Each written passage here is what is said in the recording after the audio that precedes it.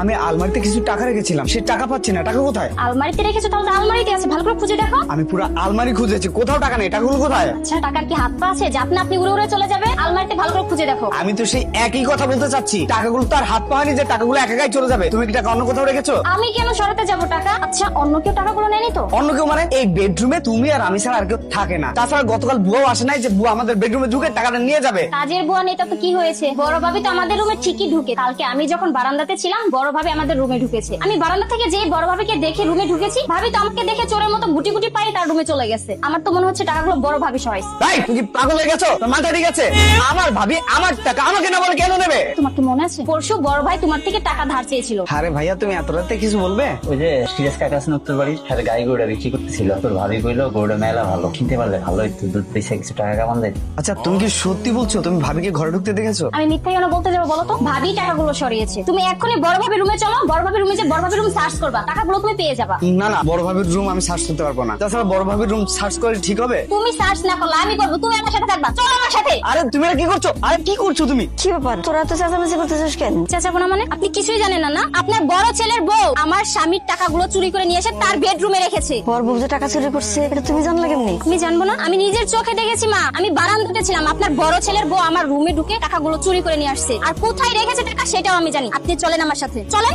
আসেন মা, আসেন। দেখছেন মা, টাকাগুলো আপনার বড় বউ চুরি করেছে। আপনার বড় বড় আলমারি থেকে টাকাগুলো বের হয়েছে। এই ঋতু, মুখ সামলায় কথা বলো। তুমি কিভাবে ভাবলা তোমার ভাবি তোমার টাকা চুরি করেছে? ভাইয়া ও ঠিকই বলেছে। এই যে দেখো টাকা, এই টাকাগুলো আমার আলমারিতে ছিল, আমার প্রয়োজনীয় টাকা। তোমার বউ চুরি করেছে এই টাকাটা। তোমার বউ যদি টাকা লাগতো তাহলে আমাকে বলতো, আমি টাকা দিতাম। চুপ, তুই এই কথা বলতে পারলি ভাই? যে ভাবি তোর বড় বোনের মতো তোকে স্নেহ করে ভালোবাসে, তুই কিভাবে ভাবলি তোর ভাবি তোর টাকা চুরি করবে? কেন ভাইয়া? মাই তো প্রমাণ। কি মা, আপনি তো জানেন যে আপনার বড় বউ টাকাগুলো চুরি করেছে। এখন কথা বলতেছেন না কেন আপনি? বিশ্বাস করেন মা, আমি টাকাগুলো চুরি করি নাই, আমি চোর না।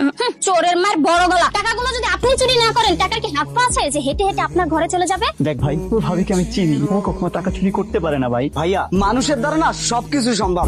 তুমি আমার কাছে টাকা চেয়েছিলে আর আমি টাকাটা দেইনি, সেজন্য কি টাকাটা চুরি করতে হবে? তুমি চেয়েছিলে আমি দিতাম, কিন্তু ভাবি চুরি করতে কেন গেল টাকাটা? চুপ কর, অনেক বলছিস, সেই কাজ তোর ভাবি কখনো করতে পারে না। ভাইয়া কে কি করতে পারে আর কে কি করতে পারে না সেটা তুমি নিজেই চোখে দেখেছো। আমার বউ তোমার বউয়ের ঘর থেকে টাকাগুলো বের করেছে, আর তুমি কিনা বলছো ভাবি এই কাজ করতে পারে না। আমাদের কি মনে হচ্ছে জানো, এই টাকা চুরি করার প্ল্যানটা সম্পূর্ণ তোমার। এই কথাটা তুই আমারে বলতে পারলি ভাই? তুই আমারও চোর বললি ভাই আমারে? তুমি টাকা চুরি করতে পেরেছো তাতে দোষ নেই, আর আমি বললেই দোষ। তোমরা থাকছো আমার বাসায়, খাচ্ছো আমার বাসায়, আর আমার বাসায় থেকে আমার পরে আমার টাকা চুরি করছো। দুধ কলা দিয়ে এতদিন কাল সাপগুলোকে পুষে রেখেছি, সুযোগ বুঝে ছবল মেরেছে। আজকে সামান্য টাকার লোভে সামলাতে পারে নাই। না জানি ভবিষ্যতে আমাদের ক্ষতি করার জন্য আর কি কি করতে পারে। এদেরকে তো এই বাড়িতে রাখা যাবে না। তুমি এক্ষুনি বের করে দিবা। মা, ভাইয়া আর ভাবিকে আমার বাসা থেকে এখনই চলে যেতে বলবা। আমি এতদিন তাদের পুষেছি, আর পুষতে পারবো না। ভাইয়া তুমি তোমার ওয়াইফকে নিয়ে আমার বাসা থেকে এখনই বের হয়ে যাবা। এই তুই এগুলো কি বলতেছিস? তোর ভাই আর ভাবি চলে যাবো মানে? আর কই যাবো? কোথায় যাবে সেটা আমাকে জিজ্ঞাসা করছে কেন? 10 মিনিটের মধ্যে আমার বাসা থেকে বের হয়ে যাবে। যদি না যায় না, আমি ওদের দুজনকে ঘাট ধাক্কা দিয়ে বের করে দেব। থাক ভাই, তোর অপবাদ দিছিস সেটাই অনেক। এখন আর আমাকে গলা ধাক্কা দিয়ে বের করে দিতে হবে না। ভালো প্রতিদান দিলি তুই আমারে। ছোটবেলা থেকে নিজে লেখাপড়া না করে তোদেরকে লেখাপড়া করিয়েছি। বাবা মারা যাওয়ার পর কোনদিন তোদেরকে অভাব বুঝতে দিইনি, আজকে তার ভালো প্রতিদান দিলি ভাই। শোন, আমি তো ওদের সাথে থাকবো না,